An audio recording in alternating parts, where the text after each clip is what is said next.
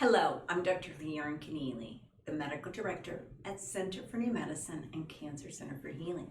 Today, we're going to be talking about the connection of allergies and cancer. Now, when we think about allergies, you think a whole lot of things. And one of the things you think about is food allergies, okay? So food allergies are your body's response to a foreign substance. For example, a lot of people are allergic to wheat or the gluten aspect, or a lot of people are allergic to dairy and eggs or beans. So I always like to do a food allergy testing one time in your life. You have to use a really good lab. I use Meridian Valley Lab because it gives you the spices, the sugars, fruits, vegetables, everything else in a very comprehensive report. So you want to avoid eating things that your body just doesn't like. So food allergies, why is it so important? Because every kind of allergies, whether it's food, whether it's medications, whether it's environmental allergies, maybe it's a mold allergy, there's so many different allergies a person can have. What does it basically fundamentally do? It stresses the immune system. We are finding out that the immune system is really how we stay alive, whether it's heart disease, whether it's cancer, whether it's autoimmune diseases, whether we get sick or not.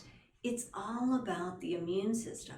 So all of these environmental allergies, drug allergies, food allergies really, really put stress and duress on the immune system. So what we have to do is we do have to work our best at avoiding the things that our body doesn't like. Now, it's impossible to avoid everything, okay? But it is something that you want to be mindful about because we want to keep our immune system as optimal as possible. So I would recommend that everyone, once in their life, get a food allergy testing, and then you know what you can eat, and then you avoid those things. Number two, if you have chronic allergies, like a lot of people right now are having allergies to environment. So you want to know that so you can do allergy desensitization. So you don't, number one, go through the suffering, but number two, you keep your immune system optimal.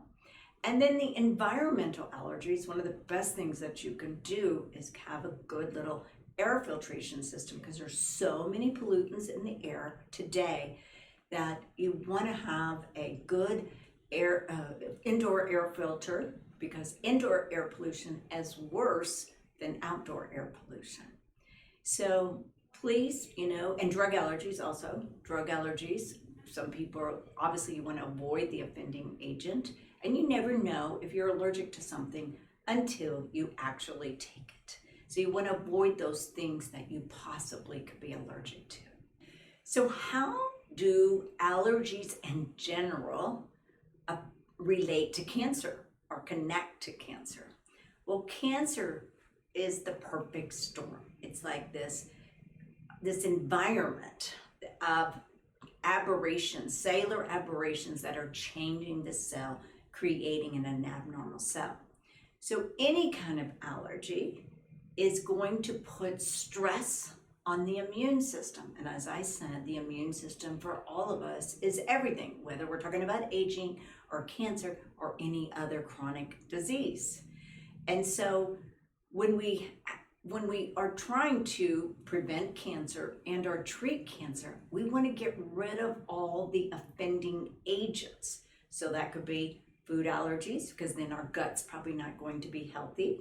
Number two, environmental allergies. You may not know that you're allergic to the chemicals in the environment, but we want to purify our bodies to remove those environmental allergies. So one of the things we don't realize is that allergies to food or environmental chemicals or medications or sensitivities, what do they basically fundamentally do?